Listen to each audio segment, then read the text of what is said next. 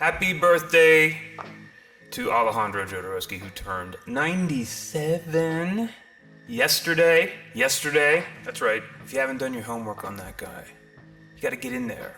Get in there and do your homework. He walks the earth still, and he's constantly doing public appearances. You never know. You might run into him somehow. That's what happened to me. And it changed my life. Obviously, he can do that for a person, that's all. Holy Mountain. Yeah, it's the Holy Mountain, dude. Well, in Viz, I would just point you in the immediate direction of his tarot book, The Way of Tarot. Because it is, well, that's the first of his books that I read, like, cover to cover. And you know the cards, so you will lock right in. And just viewing the deck through his worldview, his philosophical view, his religious view, is 100% of use and was a revelation to me. And my relationship to him only deepened from there. And I got to see him four times in the summer of ... 2024. Here, in the world's most glamorous place, Los Angeles, California. That's right. They screened the Holy Mountain. They screened El Topo. They screened Santa Sangre, which stars Jodorowsky's adult son, who passed away, and he watched the film with us. Can you imagine that? And then Psychomagic, which is if you don't give a crap about movies, like, and the Holy Mountain and Santa Sangre and all of his narrative films are, well, I mean, not all of them, but the ones that you should watch, El Topo, are violent and upsetting. Like, they are intense films, and they're deliberately intense films.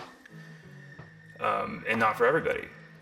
But Psychomagic, the documentary about his proprietary approach, combining, I guess you'd say, like, psychodrama and his specific sort of mysticism, and mainly just his soul and his creativity, to a therapeutic process. And you just get to see this therapeutic process documented over the course of a handful of patients, and it's so good. So good. And so weird. It's weird. Oh gosh. And yeah, anyway, I think Santa Sangre is, like, available on streaming services if that's something that you have in your life. Like, it might be just, like, not that hard to get your hands on, for instance. I don't know. It's all available. But also, The Dance of Reality is a huge one, and I still have half of that book to finish. But it's his autobiography, and I've read half of it. Like, the first half of this book is completely inspiring and insane. It is breathtaking and surreal.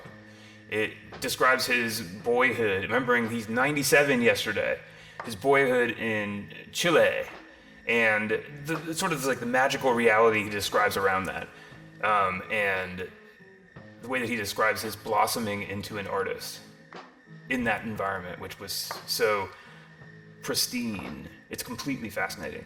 And then his utter fearlessness. I mean, he probably had fear, but he was fearless when it came to his relentless quest for adventure, to the point where, upon leaving his homeland for Europe, he discarded his address book. He threw it into the water, aka, I'm never going to be able to contact anybody I know ever again. What year was it again? I don't even know. Just imagine doing that. And then going on to join the mime troupe of Marcel Marceau. And as a result, touring the entire globe. In your 20s. You're like, good God. That's his life. And he collected decks the entire time, invisible. And if you just go to a bookstore that has this book, or look for, I'll tell you what, there's PDFs online. I've seen PDFs online. Just read the introduction, because it's just like his rendition of why do I care about tarot? What's my history with tarot? And you read it and you're just like, what on, like, it was utterly arresting to me. I stopped everything and instantly committed to myself, like, I'm going to read all 750 pages of this, and I'm going to understand what he's talking about. I'm determined to do it. And then I did. I still don't, like, I don't own his his approach, like in my mind, I have to refer back to it a lot because it's dense. But trusting him led me directly to Eliphas Levi. He cites Levi as one of two key influences that led him to the cards, and it's like, well, that led me directly to Levi, and once I read that, I was determined to figure it out, and I'm still literally doing that. I'm still in the exact same arc. If I were like a golf ball that got teed off on, I'd still be in the air. When will I ever land? I don't know. Maybe never. You ever think of that? Anyway, happy birthday, Jojo. And thanks for being such an inspiration. Oh, and Viz, where are we going? Where do you think we should go? Did you celebrate the year of the Fire Horse transition? Did you write down all the things that you were going to shed and then burn them in a pyre? I did. Did you then list things that you wanted to plant as seeds moving into the year of the Fire Horse? Write them onto a piece of paper, place the piece of paper into an envelope, and then place the envelope under your pillow and sleep upon the envelope? I did. It's fun to take this shit seriously, baby. Anyway, yes, you should definitely do it. I still feel 100% like this is like a doorway that we're walking through. It hasn't locked in. I don't feel like it's locked in, but it will, and it is. I can feel it working like a bleeping tractor beam. Like a bleeping tractor beam. What do I need to hear from the universe tonight? Please, asks invisible audience. What do I need to hear? You know, I had this thought the minute I saw your name. I had this thought of reaching for a different deck for you. Let me follow through on that thought. I mean, and there's no 1 + 1 = 3 exclamation. Oh, that's literally how I would describe it. There's no reason why I'm reaching for this deck in any way. It's just impulse. Wes, I really like this deck. Maybe we've used it already. It's the, it's almost 100 years old. Ooh. Oh. It's the Manly Hall Arthur Knab deck from 1929. It's beautiful, and it's got strange powers. And it's an academic deck, importantly.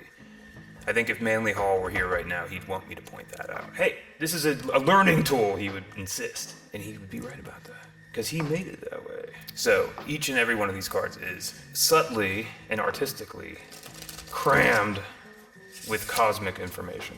Some of which I know, some of which I don't. I will be an imperfect tour guide. This is a new deck to me, but it's one that I desperately love. So here we go. Also interesting to know that this is a deck that is concurrent historically with the Paul Foster Case Builders of the Adytum deck. And they're very similar decks in terms of their geography, but And Manly Hall and Paul Foster Case were colleagues and had respect for one another. Knowing that about that relationship made me a little more open to taking a step toward Paul Foster Case. Why do I have hesitation around that? I don't know. The Builders approach, I don't know. What's keeping me from that? It's a 20th century approach. That's what it is.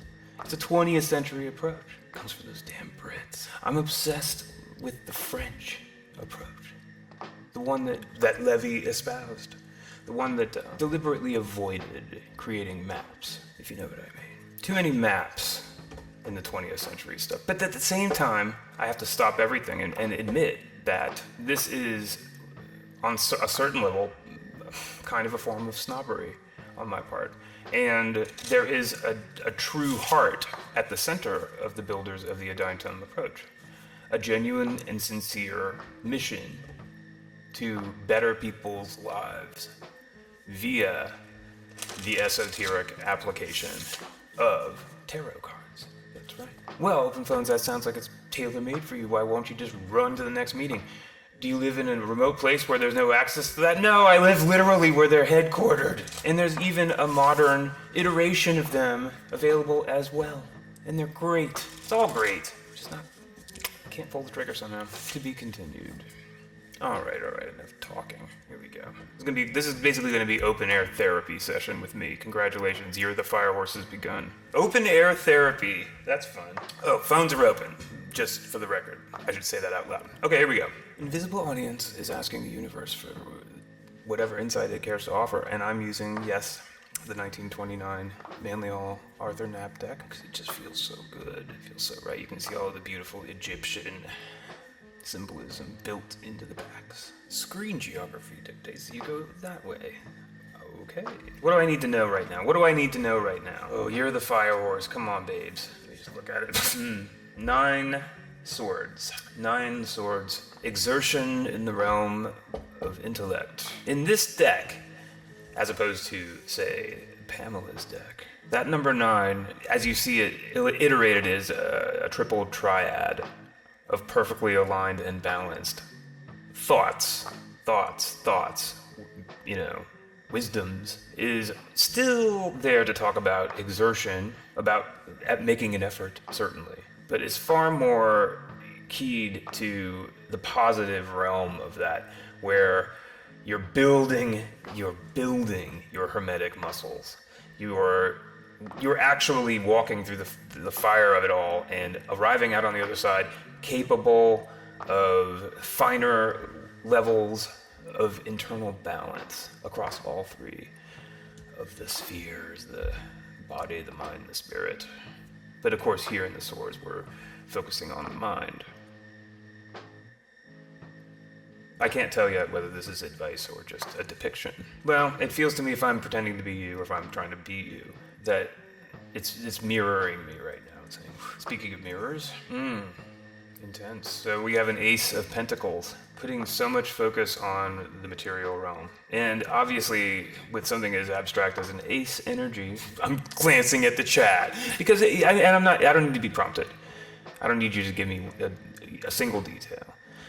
But when I see an Ace of Pentacles in my mirror, I hear the message from the cards that it's time for me to materialize, make it real, actualize now. Especially when I look into Manly Hall's Ace of Pentacles, which of course brandishes its upright star power. And I'm thinking of the I am that I am. That's the 4th am, or the 4th beat of it. I am that I am. Boom! Thundercrack. Remembering that there is a gentle frame around this, dedicating this impulse to self-regard, is the deck suggesting. Reaching for ways to affirm your identity as an actualizer, as a finisher, as somebody who takes it every step of the way to completion. Let's see what imagination has to say. Imagination, we find a King of Cups, King of Hearts. So, okay. Active emotion, in control, in the realm of control. I mean, but also just a simple symbol. A simple symbol of, one half of the cosmic cup couple. What about grounded energies? I almost said recommendations, but now I'm completely still wavering on which interpretation, which fork in the road. Maybe both forks need to be explored. Maybe you ever think of that, fans? Maybe both forks need to be explored. Like, what do you got, like a line around the corner? Relax. You'll figure it out. Thanks, good pep talk. Me. Here we find the Queen of Swords, down there. Why do I want to say ouch when I see that downward pointed blade? Queen of Swords, ow, damn. Yeah, look at her stab. I don't know, I'm just riffing there. But obviously the Queen of Swords is the Queen of Wisdom, the Queen of Clarity. The Queen of Receptive Clarity. I offer, however, the obvious symbolic opportunity to render this queen a person, symbolically speaking. All of it's going into the music, okay. Well, I trust that. I can identify with that one. I'm gonna try to lower this a teeny bit so that you can actually see these stupid cards. Sorry, I'm so non-intimate here. All right, so card number 5 is the Hierophantic 5th card, where we'll get to think about what the deck wants us to think about. So let's look at what the backdrop of all of this is. And what do we find here? We find 4 swords. Okay. Well, I mean, that's not bad. We're connecting to a deep sense of mental stability, an echo of the Emperor's power to create space, to create such holy space within. Space to accommodate who again? I forget. The Empress! Oh, I have been thinking about that concept a lot lately. About how the Empress is generating the energy that's flooding the Emperor's throne. And these 4 swords are part of the containment device, the capturing unit for that energy. And the reason that they can manage to do something so audacious is because they've perfected their square. Hi, call me oh daddy. Hi, how you doing? Are you having a good year of the fire horse? Call me oh daddy. Let's see what this fifth card has to say. Focus of the moment. Oh, I was waiting for a bleeping major to drop in. Here she is. La bella luna has arrived. Look at this mysterious, dream-inducing, tide-shifting, crustacean beckoning, dogs and wolves baying together. Oh boy, and there's no moon in the sky right now, is there, invisible audience? Nope. Right now we're in darkness, separated temporarily from our divinity. Can you feel it? Maybe that's what's so unsettling.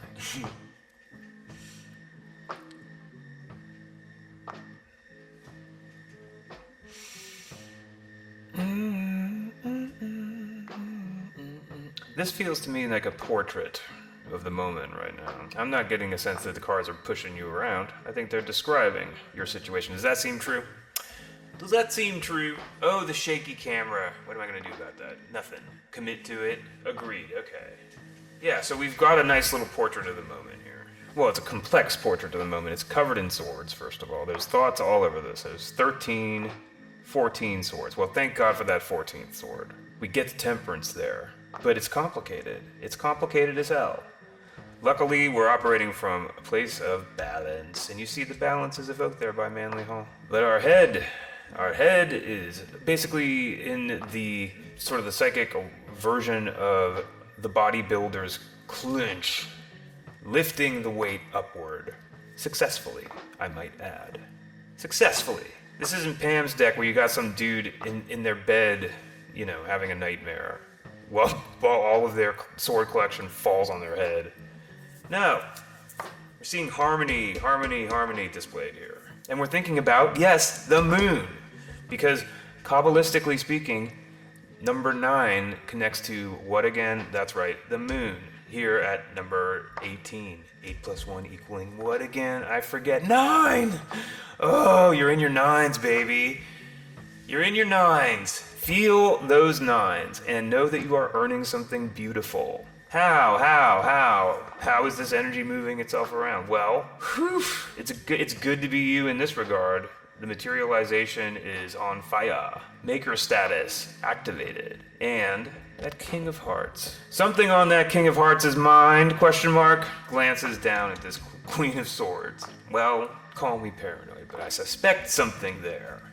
And then here, we're in this massive cosmic moment, defined in some fashion by the deck's iteration of divine femininity, the moon itself, La Lune, which as a symbol encompasses just a veritable encyclopedia of options. Drama, suspense. Let's put it on a timeline. 1, 2, 3. Bringing it to, that's right, 9 cards.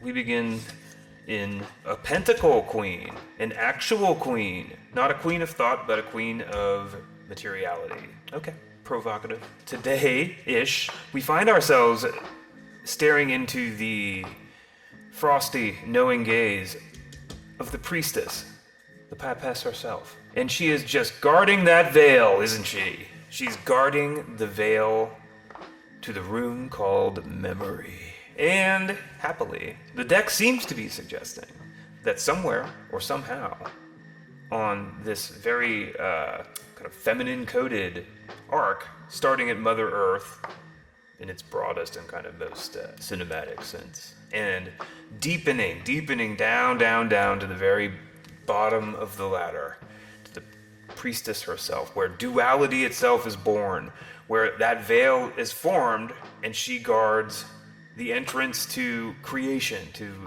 the Empress's domain of constant bounty. It's like a drum roll that hasn't climaxed yet. Okay, yes, it's the priestess. And then, boom! We explode into 6 swords and gain a new inner harmony with oneself in the realm of the mental. Like in Pam's deck, it's iterated as that weird image of a fleeing, huddled duo in a boat with 6 swords jammed into the bottom of the boat. Do I know what that all means? Literally, because, I mean, I don't, to be honest, but I know how to interpret it. The interpretation ends up being descriptive of self-protection, almost as though you are able to fire all of your armed guards and just know how to do it yourself. The armed guards are usually, the errant swords that in protective moves, trying to keep your emotions from getting dinged up, wind up causing so much havoc. 6 swords tends to quiet that noise, tends to quiet it down. Self-love 6, self-love 6. You can even see the 2 little person shapes there in perfect harmony. Yes, because of course the 6 attaches to the lover card as well. Amaro, peaceful bow. Yes, no, this is not pre-recorded. Sorry. You can listen to me jaw and think it is, but peaceful bow. No, I am alive and well. I'm in the wild and well. Peaceful bow. I'm writing your name right down. Peaceful bow. And but first, call me O'Daddy. I'm sure he's been asking. All right, don't worry. I'm not leaving the zone. All right, let's see here. So, airy, isn't it? All these swords. Well, let's find out what the deck has to say to you by way of advice. We're at that moment. Gotta take my elbows off this table or else it's gonna be unwatchable. All right, here we go. We all know these esoteric designations I'm about to unload on all y'all, but in case you're new here, here's how it goes. The 10th, 11th, and 12th cards of the 13-card Solomon spread form a triad of advice that goes a little something like this. Necessity. The deck asks you to consider that no matter what you do, what do we got here? Ooh, la mort. Change. Oh, no, yes. Yes, we've got change on the books. Again? Yeah, well, what can you do? Evolve away. Now, I suspect that has to attach to something specific in your mind. Let's find out what liberty has to say on the other side of this pendulum. Oh my God! Judgment falls, and we see the concept of transcendence written on its largest cosmic billboard here in the Judgment sentiment. What are we seeing here? We're seeing an angel beckoning a spirit towards heaven to transcend. Yes, indeed. Great. I'll take it. No big deal. The deck's like, hey, okay, here we go. Year of the Fire Horse. New plan. First, here we go. We're going to change everything. So one thing completely ends and a new thing completely is born. It needs to travel inside of this absolute geyser of energy known as the Judgment card, and finally it needs to be ruled supreme reason-wise by the Star card self, Invis. This deck is screaming at you to step into your highest power, baby. Let's rock. Star card. That's the primary piece of advice, number 17. Drang. Boing. And what we have here is the deck saying, shed your armor. Your armor is no longer required. Shed away. Embody your truest self. How? What should I do? Well, for starters, you absolutely have to evolve. Jesus Christ, no big deal. What will aid me on my way? Reaching for transcendence. No big bleeping deal. Well, 2026. It's just gonna be that kind of a year. In a good way!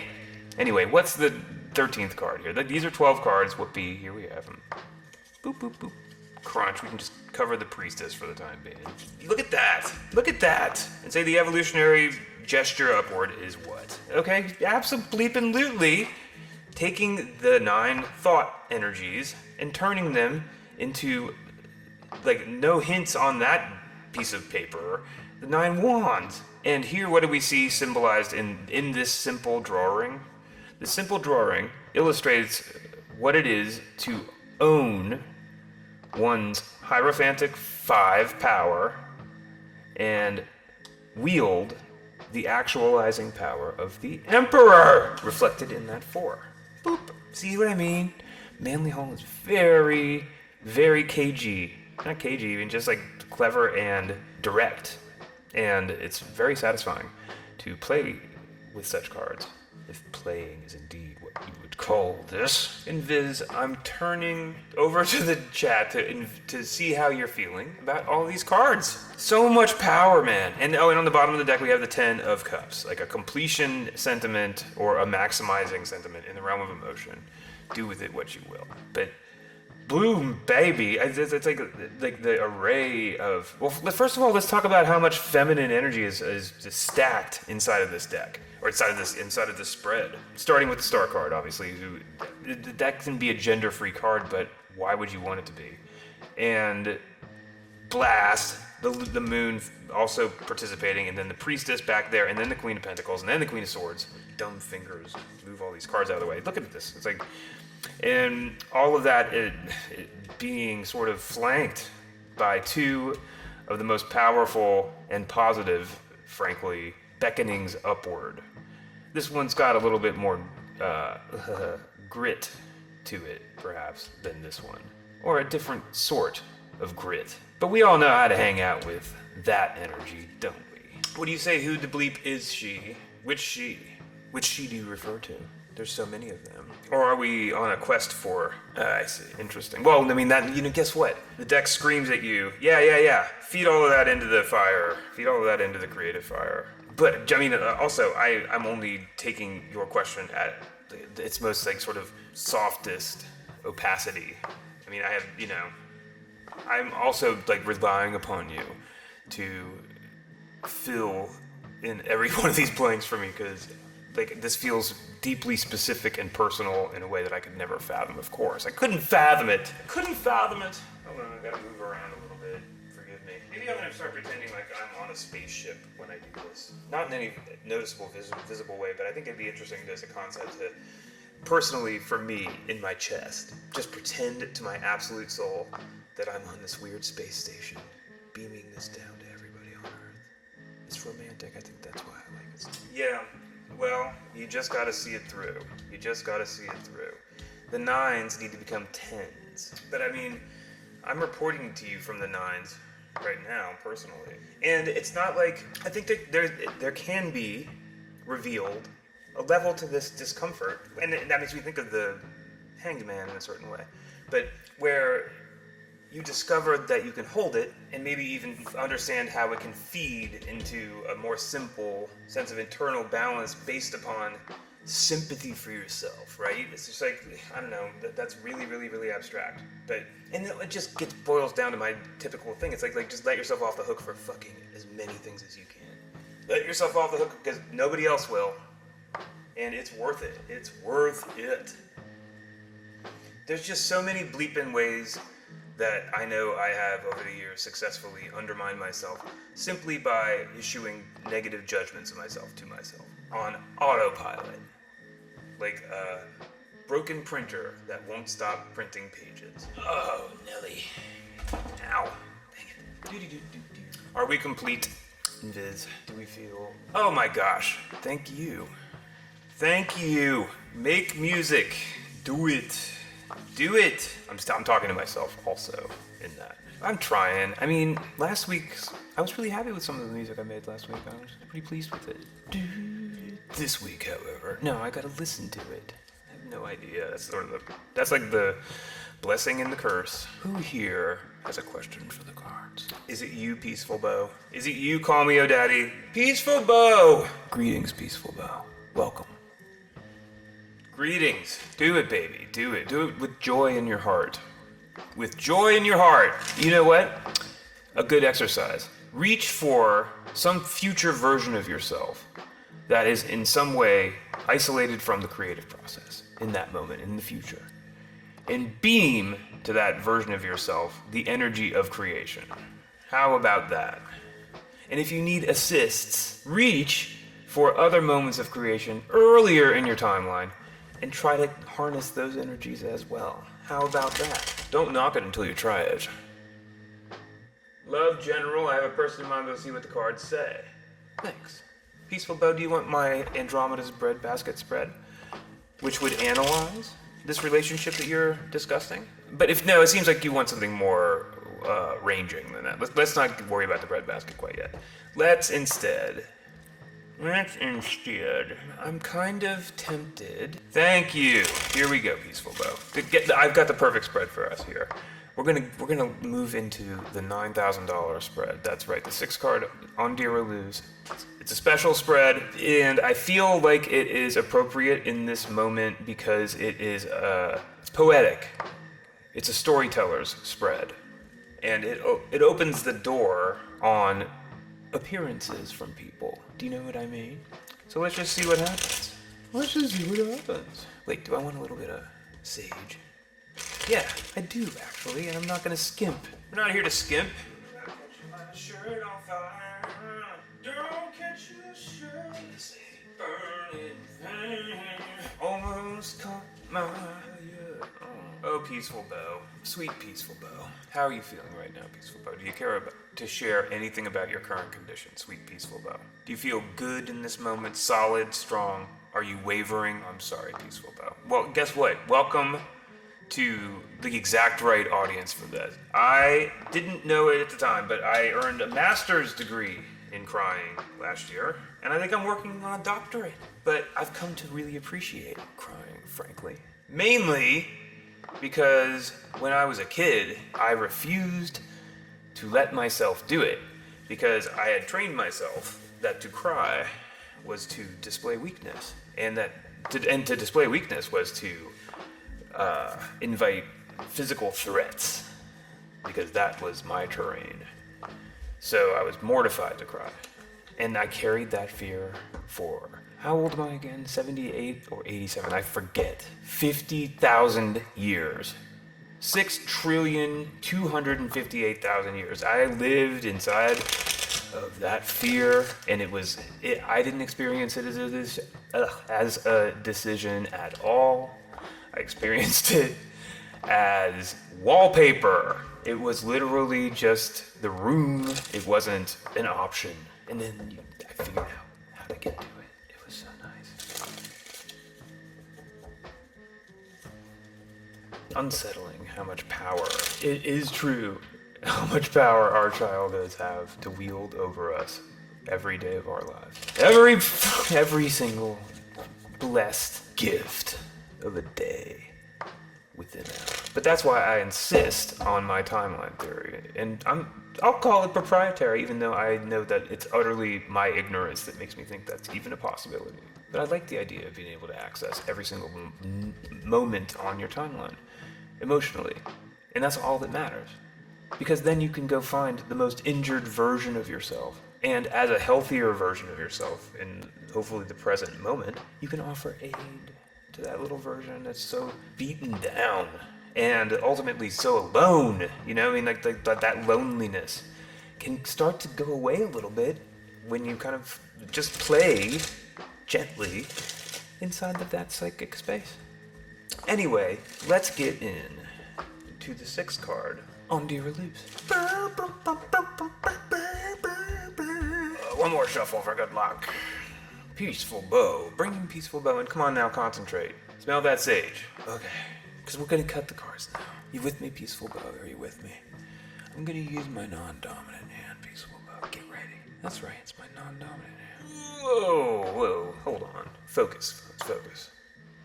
The deck was trying to tell me like 6 things at once. Let's just calm everybody down there. Relax. Keep it simple. Yeah, that's right. Simple. Completely wrong. There we go. 1, 2, 3. Contains a simple story. A simple narrative. Or, sometimes, it's not a narrative at all. Sometimes it's a portrait hanging on a wall. Above it, beckoning above from the velvet blackness of the night sky above. The star card. The star. Generously, cannot get this on the shot. Oh, phones, just live with it. No, I want my little man to look good on screen. It's my show. I'll make it regular again. 2 pieces of advice. Didn't fit. 1, 2. Sorry. Oh, for pity's sake. Peaceful Bow. Peaceful Bow. Peaceful Bow. let us begin. The story begins. Oh, it's my favorite card in the deck. It's my favorite card in the deck. The Empress reveals herself. The Empress reveals her. Hello. What's up, Queens? Sorry, Empress says. That's right, I made the Empress's kiss. Friendly kiss on the cheek. Relax. What do we have here? Well, Peaceful Bow, we have utter maternity for starters, and I say that in a gender-neutral way. It's because it's, I guess it would be coded feminine, but it's like this as a symbol is embodying the third element that bursts forward from the first two, and that third element is the first new thing you see. The first life, boom, crash. And it is, I always fill with such awe when I think about the Empress power. That's why I love it so much. It's the most jubilant energy available in this deck, in my humble opinion. And that joy and that jubilance and that heedlessness and that and built into that sense is, built into that feeling is a sense of action, that 3 action. Where you're just learning how to act, and you have the supreme amount of focus when you act, because it's new. It's like a new superpower. Boom, the Empress, but always, eternally, in that moment of creation, exploding like a veritable sun. From there, the 3 becomes 9, and this creative energy is transitioned over to a specific realm. And when I say creative, I mean like the creative energy across all 4 elements, because that's what the Empress, of course, encompasses. She's ruling over everything. All 4 elements, including the cups, the realm of emotion. But here, that basic creative energy is very, very much sophisticated. The heedlessness of the Empress has been replaced by the fastidiousness of the hermit, from the young mom to the wizened old man with the white beard. That gesture, that sort of elevator ride to a rather lonely place and a rather powerful one, is, boom, depicted here in that second card. Available here in the basic symbolism, we've got, of course, emotional security within oneself. And that's probably the most optimistic read of this card. That's where its strength lies, in the prism that allows for this person to be seated in confidence that borders on smugness, I suppose, with their proud display of successfully activated emotional cups behind them, and their powder blue divine border, you could argue, their enlightened border of protection. I mean, actually, as I think about it, there's truth inside of that. Like, I think that positive aspect, that positive way into the card actually is effectively gesturing towards a lesson of the hermit. There needs to be emotional strength to the tune of 9 cups, to the tune of joy within solitude, real, actual joy. If you fall apart when in the presence, if you fall apart, on the path of like trying to like go deeper, making those kind of like a sustained, boring efforts, like those kind of the efforts that can feel like grinds. Like, okay, but if I'm gonna really do this, I've got to push through, and then getting to the other side of that. That's like the 9 energy, and it's not as much. It's not the fire hose of the Empress. No, it's much more refined. So I don't know. There you are. And what is this third beat of the drum? Will there be a barrier here? Will there be a prognostication? Will there be a completion of the portraits? baby! It's the World card. Holy smoke. 21. Blackjack. That's a whole new world on offer there, no matter how you slice it. Peaceful Bow. And caromming off of that super energized 9 of Cups, that World card feels revolutionary, inspirational, Edenic. 21, 2, 1. 2 plus 1 equals 3. So much joy and power flanking that 9 of Cups in this moment. All in an intimate conversation with the number 3. What is the star up in the sky? Oh my god. Oh, you know, Peaceful Bow. You know what the star up in the sky is, don't you? It's the Hermit. Number 9. Number 9 self. Suddenly everything becomes deeply aspirational in a new way. And all of a sudden the stakes feel like they've been raised ever so slightly as I stare down Peaceful Bow at this Nine of Cups now ringed by these 3 dumbfounding energies. It's the star in your sky, Peaceful Bow. It's either the barrier or it's the magnet. If there's aspiration attached to that lantern, pursue it. Pursue it. It's worth it. It's worth it. It's worth it to push all the way through until you feel like you understand this card. And I am saying that only because I see the dimmest light at the end of the tunnel. But it's no longer abstract. I guess that's what I'm hinting at. I would recommend to friend and foe alike the chapter dedicated to the Hermit in the book called Meditations on the Tarot by Anonymous. Valentine Tomberg is the person's name.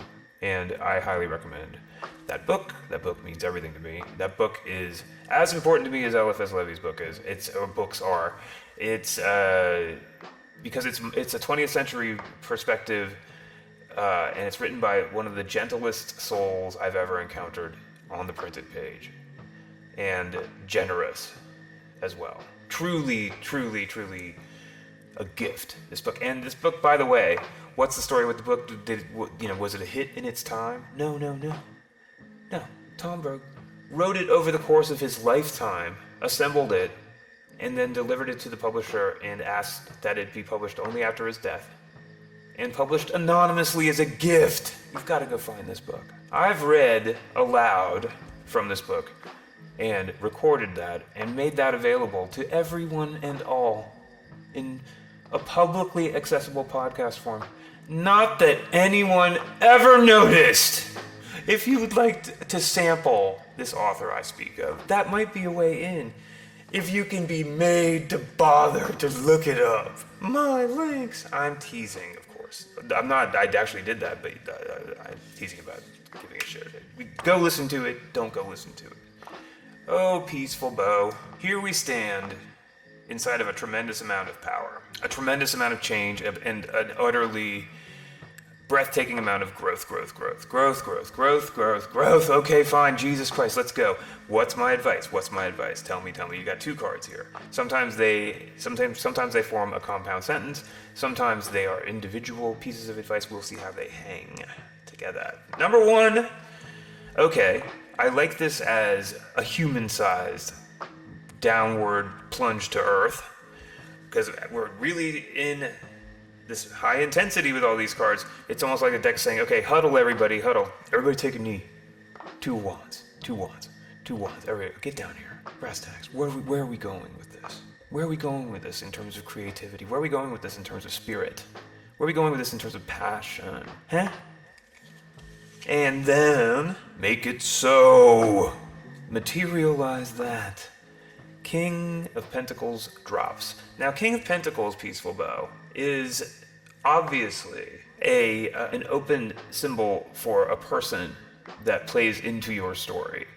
If this were the case, the King of Pentacles would be somebody who is perceived as having some form of control or power over some aspect of the material realm. It can be super abstract.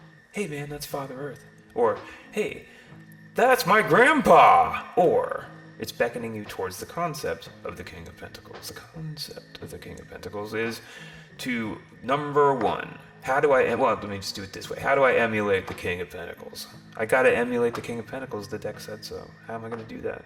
Well, number 1, you're gonna be in active possession of this scepter, basically. The idea of everything you do sees its way to material form by definition. You're the king of what again? Pentacles.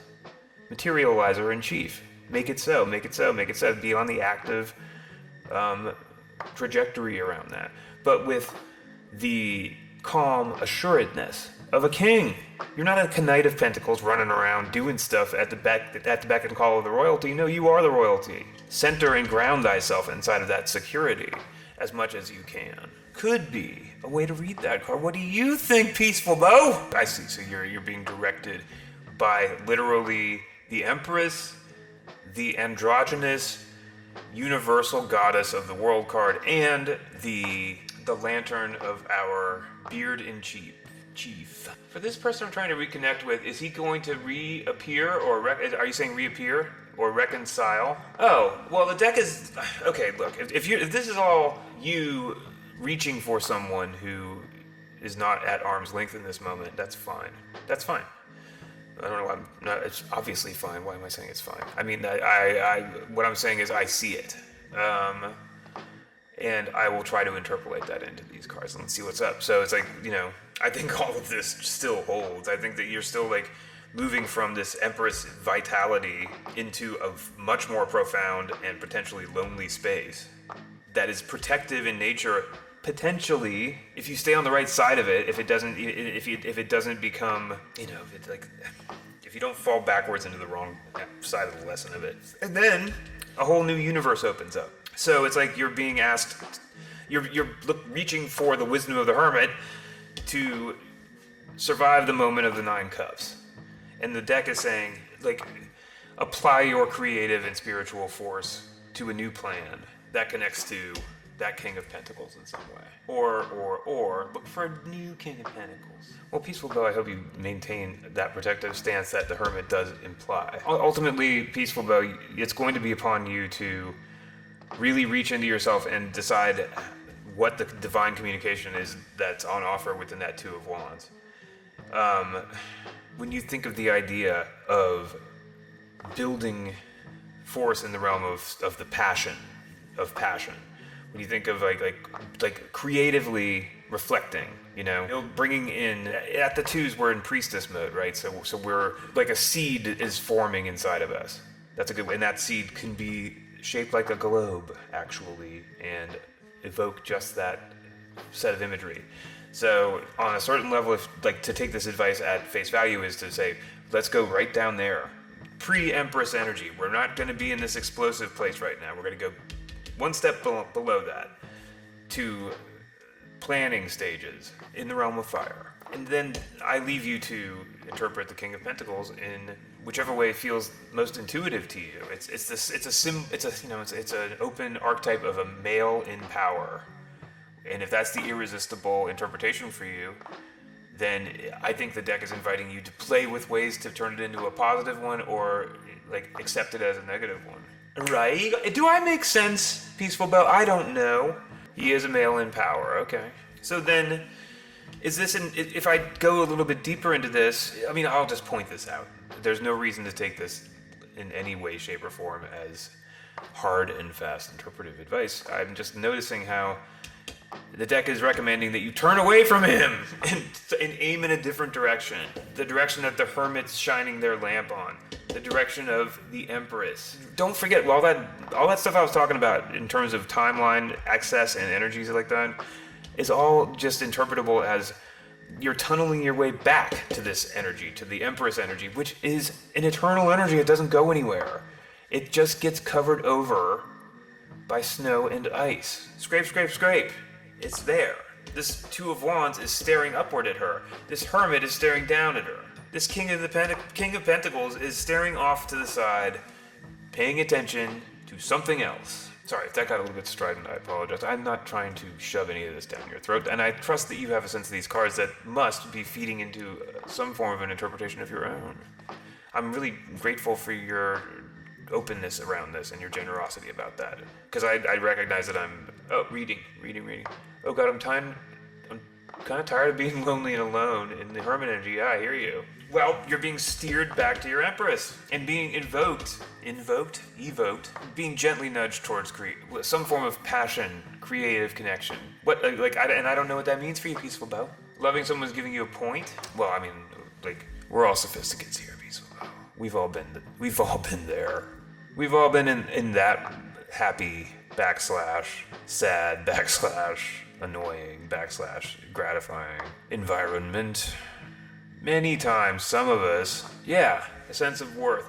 I mean, how preachy do you want me to get, sweet peaceful bow? You know, it's like these nines, interestingly, kind of gesture towards the idea of the sixes without ever saying them directly, and that 3 is there to kind of underline that. But it's like, and I'm just me. That's just me vibing to the numbers. I recognize that, but you know, you don't get to really fulfill the hermit's obligations and live the hermit's promises and prayers unless you achieve the self-love 6. Unless you can really understand yourself to be basically, as a parent, I can describe it this way.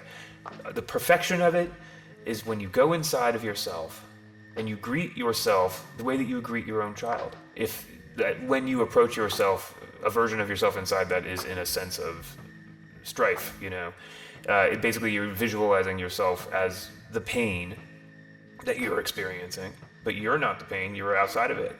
And you can reach to the pain, towards the pain, and you can offer it comfort.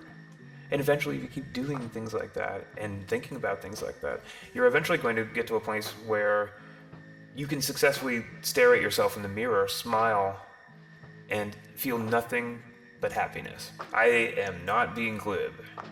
I didn't do that for my entire adult life until very, very recently. It's worth pursuing. I highly recommend it. I feel you. I mean, like, the external problems are going to, unfortunately, be a part of the hermit's burden, you know? But they're all, just like the tarot cards, they're all just potential lessons in gestational form. Like, how can I defend myself, or how can I, like, here's a common one, right? How can I defend the sanctity of my time? There's somebody in my world who's not treating my time with any dignity or respect and is taking advantage of me. How do I fix that? You know, like and working through that with intention, with just the very simple mission of saying, okay, well, how can I just explore it with curiosity, and maybe I'll luck out and find some things I'll learn some things that'll make some of this go away. It's possible. It worked for me. Well, Peaceful Bow, I'm grateful to know that. Thank you. Thank you! Why do I get the sense that I completely missed? Because got a grip on ourselves. What do we got? Call me a knock. Ready. Yes, you do. In a word, yes. Pull one card, yes and no, for Unpeaceful Daddy. That's provocative. Let's see here. Pull one card. Well, that's utterly opaque. Thank you so much again for calling me Daddy Blue. I'm going to pull one card for you. We'll start there. Now, I'm going to frame this a certain way experimentally. I'm going to... Oh, hi. The Magician was on the bottom of that Peaceful Bow. The lights were turning on in the context of that reading. There was an aha moment of awareness available that I did not detect at first. What the? Nice one, phones. Nice one.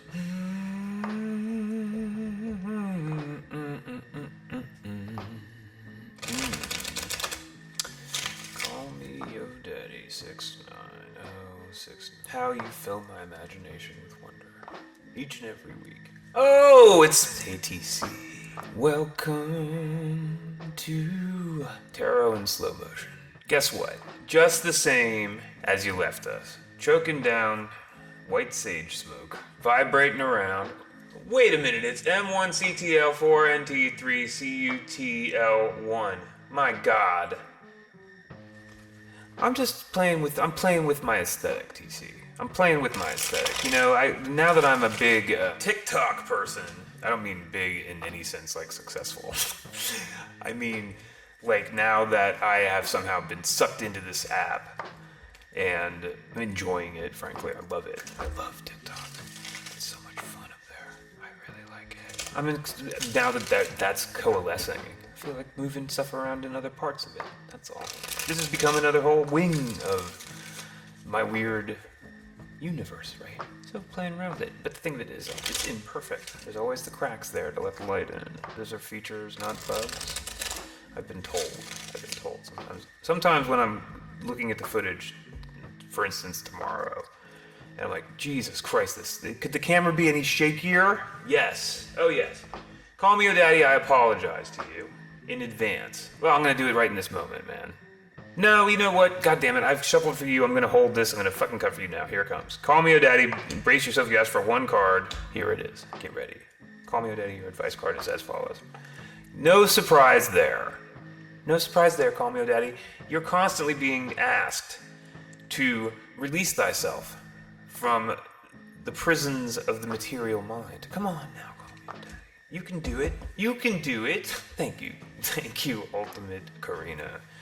Ultimate Karina gets it. Look, you get, like, for the right pair of eyes, this entire thing is the strangest tour through a person's pinwheeling mental condition. I think I might be the one in possession of that pair of eyes. Oh, TC, get in here, TC. It's a. Well, the devil is absolutely perched on the knife's edge between a yes and a no. Sweet, Call me O'Daddy 69. That's exactly the point of the devil. You found it. Is that a yes or a no? Better go talk to that card for a minute and decide what you think. What do you think? What is that devil embodying in your imagination, sweet Call me O'Daddy? Oh, for pity's sake, Call me O'Daddy. You already missed your own read. That is absolutely vintage. All right, come here, hey TC. I'm gonna burn extra sage right now because I'm excited. I missed you. I'll say it, I missed you. Here we go. Spray a few embers everywhere. Ooh, let's get into it. TC, did you salute the Year of the Fire Horse onset, or the departure of the Year of the Snake? Call me O'Daddy, I already gave you a reading. It was a one-card drop. It was the devil. Sorry. You've got to be quick on the draw. And by quick on the draw, I mean present when you're, like, the second after you say something in the chat. I'm sorry if your Snapchat is that fascinating that you can't keep yourself away from it for 3 sustained minutes to catch your one-card drop. All right, TC. Oof, let's do this. Hello, bring it in. Let him trip. It's okay, Call me O'Daddy. I'll get to you. Here we go. Let's cut these cards. Let's cut these bleeping cards. Hey, TC, are we doing what kind of a read are we doing here? Do we have an intention before I cut anything? Do we have any kind of intention on board for this particular pull as I indulge in a sip of tangerine flavored, with ginger extract. Ooh, so exotic. Topo Chico. Things have been wonderful, reports Hey TC. Oh, but there's a back muscle. That sucks. Burn.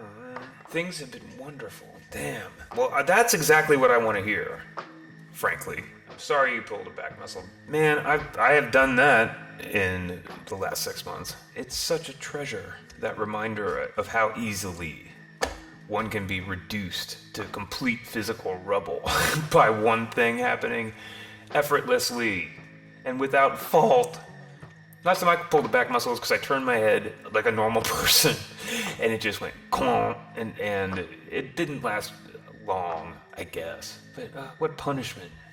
And then you go, well, I guess I am going to have to embrace the fact that I am fallible. What are you saying? You're saying your job is physical. Oh, got it. Oh, brother. Got that. Is this a new gig?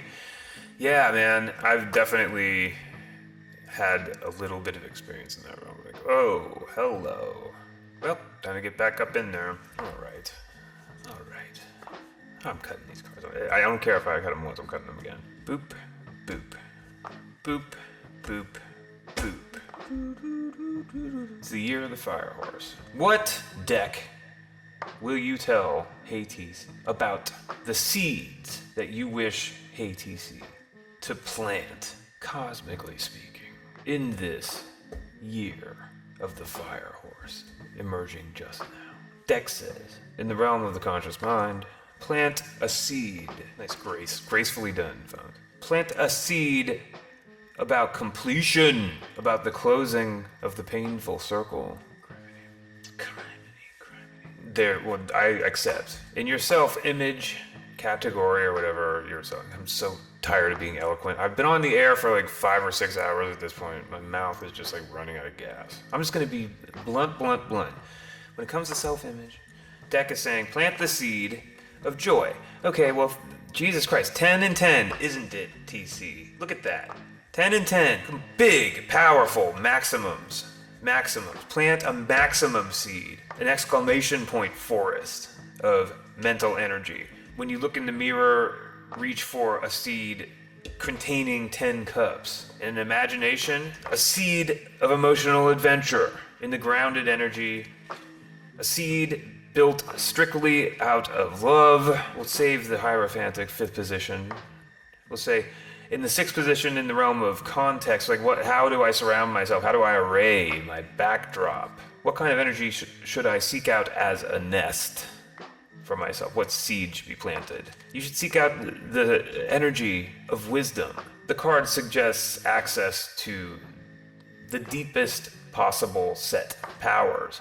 The card sits there in a state of revelation, revealing the very core of energetic existence while at the same time obscuring the entrance to its mysterious cathedral-like environment. Emanate from a place of repose, a place of basic foundational strength, ding ding ding, where you can build some space within yourself that you will then fill with, yes, seeds of wisdom. Now, finally, we can turn to this Hierophantic 5th position. Say, what is one seed that the deck wishes me to address, specifically in the year 2000, or in the Fire Horse year, however it may well be defined? Transcendence. Why? Because 10 and 10 equals 20. 20, 2, 2. Fueled by what? Love, love, love, love. Whew. Once again, I'll say, ATC. It's nice to have you back. It's always an intense experience to connect to your energy and throw these cards. And this is no exception, as you are delivered such a numerically balanced and affirmative message in terms of the seeds that you are meant to plant in this fiery year of the horse. And your fire horse, the only horse available in this 6-card spread, is a horse of love. Like you said, I am a lover. It's a horse of love, ATC. Bravo. Bravo, I say. Oh, and look what's on the bottom of the deck. If it isn't the Ace of Swords, it's almost like you're being entrusted with the keys to the veritable kingdom. The keys to the veritable kingdom. Ugh, do I have to say that it's my pleasure? It's my pleasure. You're welcome! Is that a kid's song? Is that like a Disney song? I think it is. Why do I think that Dwayne "The Rock" Johnson sings it? You love keys. I'm so sorry that your back is dinged up. I hope that it's a speedy recovery. Don't get addicted to opiates or some shit like that. Isn't that just like the bleeping story? That's like every story that I ever hear about pills. Thank you very much, Anna. I think that my child's Disney obsession yielded that song in my life for a period of time. Good, good, good. I'm glad to hear that, ATC. Those things, those pills, did a real number on certain treasured members of my family, I must say. And I do not appreciate them very much, frankly. Nor the doctors that so happily overprescribe them. Gleefully, one might think. Yeah, well, recharge the old batteries. It's all you can do. It's all you can do. Now, alright, is Call Me a Daddy here, or did he leave again? The devil self. I don't know why I have to go back to the well. Anna, are you ready to call in and discuss this fencing class? Oh, there you are! Sorry, I did not see that until literally just now. And we're going to change this back to my Whoa! Yeti mic. Perfect. Oh, and then all of a sudden everything's fixed. Hi, phones. How are you doing tonight? I'm quite well. How are you? I am extremely happy to see you because good. I have been having such a good week, and I like being able to share that with people. Well, hells yes. Everybody applaud. Applaud. Come on, Call Me a Daddy. Give me some applause. That's fantastic news. Well, that's absolutely fabulous to hear. So tell us everything. Well, I had a great teaching week, which is always a delight. Not this week, because this week is spring break, but last week cool. I had so much fun. At one point, my students were shouting at each other across the room about what they were learning because they were so excited about it. Oh my God, that's the best. Yep. Open society territory there. But yeah, I had a great teaching week. In my afternoon class, we're learning about immigration in the 1950s in Canada. We were reading an article about Jello salad. So I brought in Jello salad with carrots in it and celery, and some of my students ate it, and that was fun. Yo, man, you're bringing me back to grandma's house with that. Yep. I grew up in a place where Jello salad was a feature. It was yes. something to be excited about. You understand. They were very disturbed. And I'm like, cool. Now remember that this was the height of healthiness, and we were teaching immigrants to make this so that they would better coalesce into Canadian society. It was a lot of fun. That's got America's fingerprints all over it, obviously. Oh gosh, yes. I mean, you can only tell what Canadian culture is because we insist we're not American. So yay, food. And then, so tonight I had my first fencing class. Yeah, now, I am so back very bad. Give us the origin story of the fencing. Oh, I'll have to take you back a few years. Oh my. One of the things about me as an educator is I think you can only be a good educator when you remember what it's like to be bad at things. Of course. And so for the past several years, I've been taking a lot of classes that are about physical skills because I am not good at physical things, right? So like I took a class on kettlebell at one point, which I was very bad at kettlebell, but I didn't hit anybody in the head with the kettlebell, so that was okay. And then I took a trapeze class, and I fell off the trapeze several times. I was the oldest and least flexible person in the class by a good 15 to 20 years, and it was an absolute delight, and I loved that. And I took 2 different dancing classes, and I cannot dance, and that is okay, because, neither can Taylor Swift.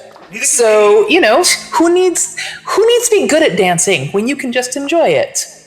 And then there was the year that unfortunately, there was the year I took burlesque classes. So this is my first I am bad at physical things class since moving to British Columbia. Congratulations, that's amazing. That is amazing. I love it. Life is wonderful. And I am filled with all of the joy that comes from accepting that you don't have to be good at things. Oh my god, dude, that's like my whole secret. That's literally everything. It's like permission to just to do it anyway. Yeah, who cares? Yeah, permission to do it. But I'm gonna be bad at it maybe. I don't care. Yeah. Yep. I often tell my students when they're afraid to answer questions in class, what am I going to do? Make fun of you to my 5 social media followers? Like, who cares? No one is going to remember. So yes. Anyway, again, I'm like a good 20 years, if not more, older than everyone else in the class. We did, what do you call it? Blocking. And poking each other, and these things have names, and I don't know what they are. And French words? we did. They are French words, and we did the back and forth thing. And I told everyone that my goal is to look like Inigo Montoya in The Princess Bride, and that was fun. And my only concern, and it is an actual serious one, is my glasses don't fit in the face mask for fencing. Nope. So I have to do it without my glasses. Oh my god. And that is awkward. Yes. Because I can't see the sword. I'm smiling so much my face actually hurts. That's beautiful. Uh-huh. Welcome back to the realm of fencing. Yes. It's gonna be good. And I am working on building my life of joy worth sharing. That is the quest that I am on right now. You sound like you've been to make my life good. Yeah, you sound like you've had a visit from the fire horse, frankly. It's the fire horse energy. That is, I'm framing everything in these terms now, and I'm doing it for an annoyingly long amount of time. I'm gonna be like, you're gonna be like, okay, it's like 5 weeks after this fire horse moment, man. Could you please move? No, I'm not moving on yet. It's still the fire horse. Shut up. I just like the concept of it. Phones, I'm gonna bounce off because I am not looking for a reading tonight. Oh, 10-4. Because I am feeling really good. Oh, And dude, yeah, hell yeah. I am feeling like the cards will Yes, tell me, Twilight Princess. surprise, you're doing great. Keep doing this. So, Oh, you're 100% on the right track with that. Why fine tune happiness and joy? Leave that yeah. to the enjoyment process and the gratitude process. There's no reason to get all granular in that. Just enjoy it. Enjoy it. I am. And you have been there for me when I have been in some very dark places. Oh, so my I gosh. wanted to share So when I have been excited. in a very bright place. A plus. A plus. All right. Mwah. I will let you pay attention to the princess and call me your daddy. And I will be still in the chat room. Thank but you. I will not call back. All right. Thank you, Anna. Mwah. Mwah. Click bang. Oh, well, that feels pretty bleeping good. That feels pretty good. Holy smokes. Get over here, Wicca. Wicca, the answer is yes. Oh, Wicca, where should we go on this Fire Horse debut? Oh, Karina, it was so wonderful to have you here. Thank you, thank you, thank you. Love to the children. What a pleasure. All right, here we go. Yeah, we're going to the breadbasket. We'll start at the breadbasket, Wicca. Yeah. Well, yeah. No, you want a love reading. Yeah. That's okay, cool. Well, then I'm taking you straight to the $9,000 spread. I just feel like the Ondira spread has its poetry to it. I like it how expressive it can be and how mythical it can be. Because I know that you have a lexicon to draw upon in that realm that might allow the cards to say specific things directly into your ear that need not even come out of my big dumb mouth. Let's just see what we got here, right? Right. Need to hear some love right now, says the Twilight Princess. I need to hear some love right now. Well, this is the season of love. We're at the number 1 again, right? No more sheds at the Wednesday night prayer meeting. I've kind of romantically started referring to this as that because I like that Charles Mingus song very much. It makes me happy to think about it. And this is indeed Wednesday night. So anyway, on that note, we're reaching into the realm of love. Okay, if you insist, screams the cards. We insist. Fine. Okay. Ooh, I feel like it's like totally ready. Feeling strong about this.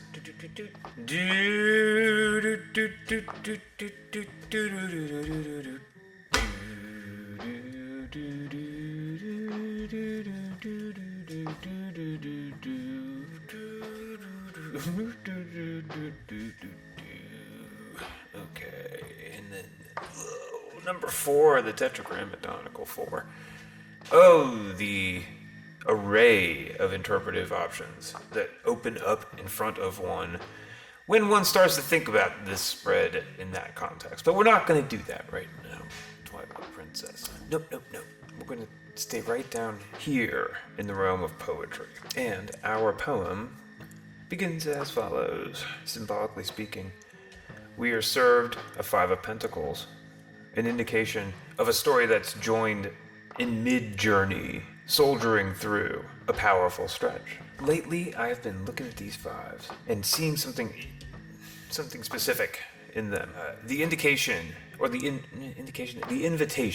say, the invitation to experience the 5s as a leadership vacuum, opening up for you to actively step into and fill. For instance, in this card, Pam, sweet Pam, shows us, what anyone can see are 2 people stomping through the snow unhappily past a church. Oh, these people are just out there in the snow. They do not look like they're doing well. Their clothes are ragged. One of them is on crutches, injured, and you see hardship indicated there. Oh, such hardship, geez. But then you look up into the stained glass and you see the presentation of 5 pentacles in the shape of a large pentacle, yes.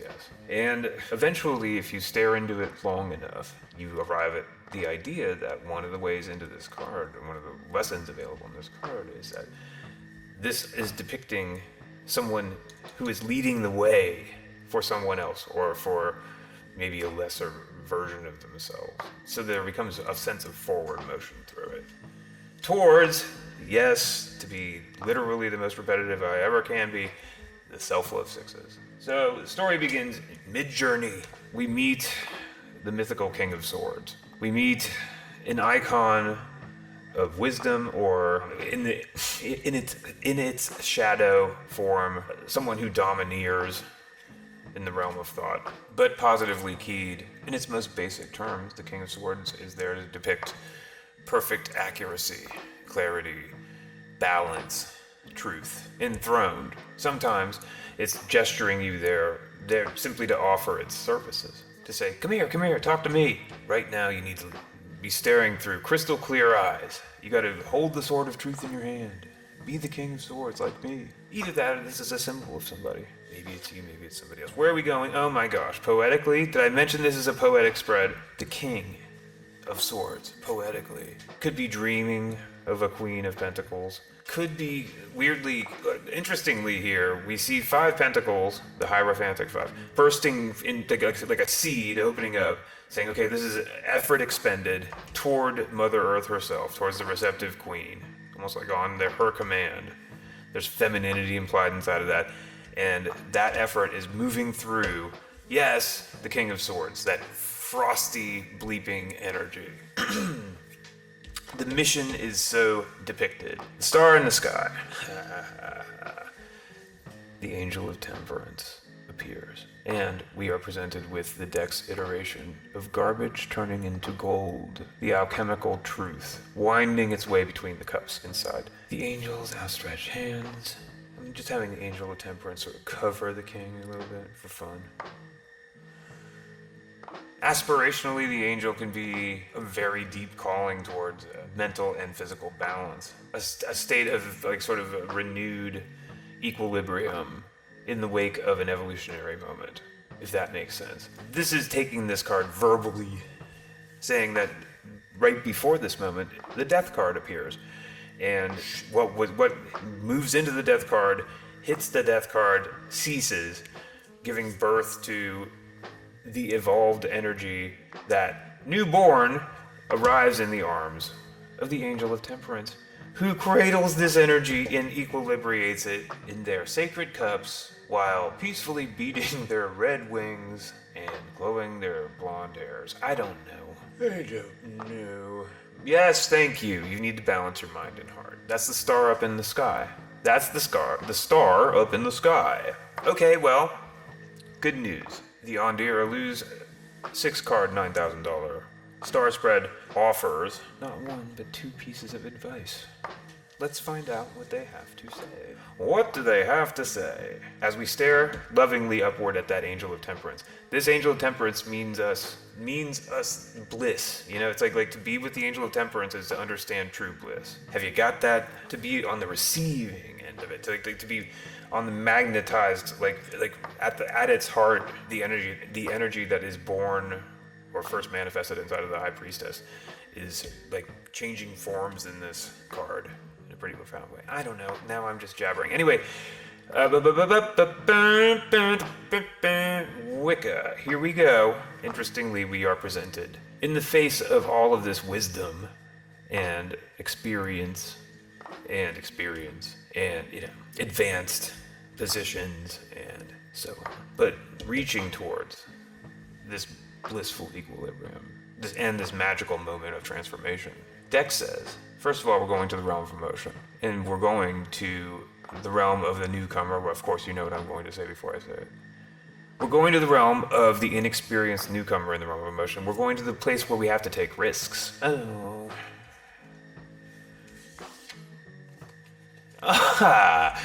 And not in one arena of our life, but in both of the passionate arenas. These are the 2 drivers of the car, spiritually speaking, if you're doing it right. I would hand my swords of my Ace of Swords self. I would hand my Ace of Swords over to these 2 and say, you can use this. Go for it. Be careful, please. Please be careful. But I believe in the purity of intention of these 2 cards and these 2 like archetypes. I think that they are just like I was when I was a kid, like excited and like in a state of kind of like reaching a state of equilibrium around fear and desire, right? Fear and desire. So anyway, here you are being put onto new terrain in the exciting emotional realm, the kind of like perilous emotional realm. And there's like a divine message waiting for you in the spiritual inbox according to that gray background. And then welcome to open up a new blossom to your flower in the realm of creativity, spirituality, both, all, you know. But these are both invitations to experience yourself anew, okay? Like to get to know, I don't know, like re-energize parts of yourself that maybe haven't gotten a chance. I love the idea of handing the keys to these kids. I guess that's just my predilection. Let these kids go take a spin around. Please let me know what light I can help shed. I feel like I might be pushing narratives around based on my own present moment and obvious bias towards my own experience. In a weird way, I feel like that's kind of what I have to offer. So it's like, yeah, but without a lot of details to, to decorate the scenario with. It's blindfolded darts in the best intentioned way. I'm just getting up to move my body a little bit. We are at 3 hours and 42 minutes. It's amazing. So how would I interpret? Well, if I'm holding okay, that's a perfect question. Thank you. Okay.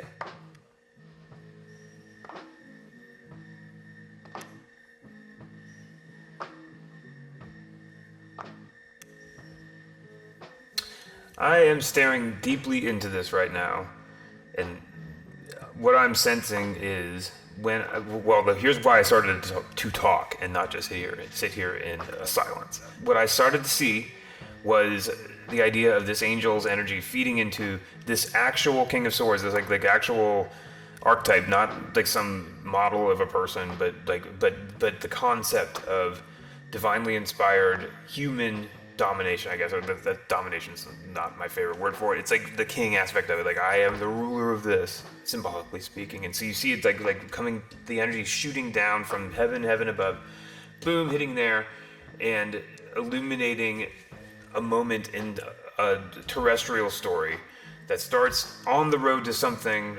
At its most basic, it's like on the road to the self-love sixes. It's on the road to the next level of balance, which is a pretty substantial one and a desperately bleeping important one, which can be manifested there in that Queen of Pentacles, that kind of like queenly. So it's like almost like she's holding out that sixth pentacle, saying, "It's here for you. It's here for you. Just you can do it."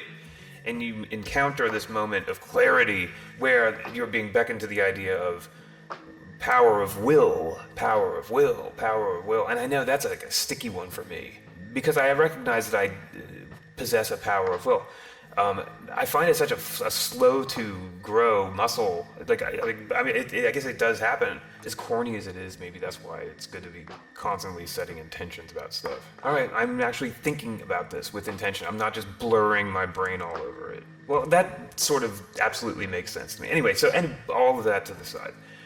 Here, you're getting this divine message of alchemical love and balance. Just like the bellowing, like clarion call towards powerful health, in the abstract sense. And the advice beamed down through this scenario is to put yourself in new terrain, emotionally speaking. I mean, you heard me read these pages, and however these two energies are combining, you're being pushed towards youthful enthusiasm. Aren't you? These are both incredibly promising and excited cards in my mind. You know what I mean? And to be to dip down into the page from the loftier heights of the royalty is to perhaps that could be perceived as making oneself vulnerable, and that's true. That's true. You're stepping away from the armor of your experience. Ugh. The armor of my experience. Jesus fucking Christ. Bored with my armor, with the armor of my experience. That's all swords for me. Sword removal. Deal with that armor of my experience peskiness. I was talking about this with a friend, within the last 24 hours. About how I was describing my condition, my version of it, and they were describing theirs about being stuck in this in this belief essentially that it's better The second you perceive a potential disaster of any kind inside of your life, the minute your conscious mind lays its hands upon this potentiality, the best thing you can do is force yourself to imagine it happening in as vivid detail as possible. Over and over and over again. Imagine it, scare the shit out of yourself, make yourself feel miserable. Miserable. Almost as though it's happening even though it hasn't happened. And do that every time anything ever happens. Why? Well, your conscious mind, or your whatever version of yourself is running this, says, well, look, if you constantly imagine in great detail what's going to happen to you, when it finally happens, you'll have kind of a callus built towards it, won't you? You'll be less likely to snap under the strain of it. That's good thinking. Whoa, it was a good day. The day that I broke that one. Bastard. What a bastard. It's on the bottom of your deck. Oh gosh. Do you feel like it fits? Look, I mean, there's no point in obscuring it. You heard me say, oh gosh. You got a tower on the bottom of your deck. What does that mean? That stormy weather. That's all. Stormy weather. That's an acknowledgement that what is. That's right. Have I droned on at you about my favorite tower interpretation? No. About how I think about it in terms of its physicality. Picture a figure crouched, on the earthen floor, and picture that tower being built around the person as they crouch. And then imagine that person growing ever so slowly until their flesh presses against the very walls of the tower. And eventually that person decides that they can't be in the tower any longer, and they rise. They stand up out of the tower.